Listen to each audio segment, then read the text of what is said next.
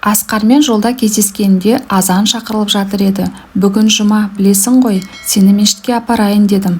Бұдан бұрын да бірнеше рет өтінішімді қабылдамаған болатын. Сондықтан ол, мен мешітке бармайтынымды білесің ғой деп асыға үсіге жауап берді.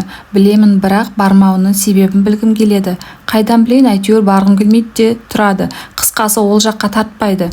Бәлкім араласып жүрген айналамдағы адамдардың да әсері бар шығар.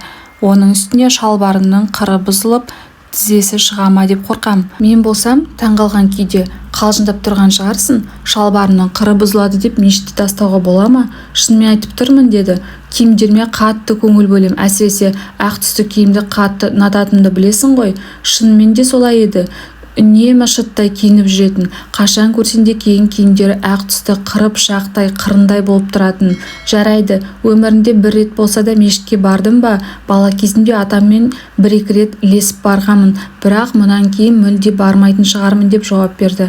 Айтқан жауабынан қатты шошындым. Тіпті бұл тақырыпты қозғағаныма өкіндім. Сөйтіп бір-бірімізді қол қысқан бойда өз шараларымызбен кете бардық. Осы кездесуімізден 2 айдан кейін оның бүгін мешітке келгенін естіп қатты таңғалдым.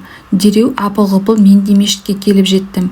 Тіпті мешітке мүлде бармайтын шығармын деген жолдасым мешіт сыртындағы намаз қатарларының ең алдынан орын алыпты. Міне бүгінде үстінде сол баяғы үйреншікті ақ киімі, тіпті бүгін мүлдем ерекше.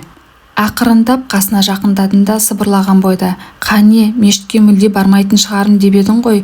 Еш жауап қатпады. Өйткені ол табыттың үстінде ақ кебінге оранған күйде жатқанды, жұрт жаназасын шығаруға жиналыпты.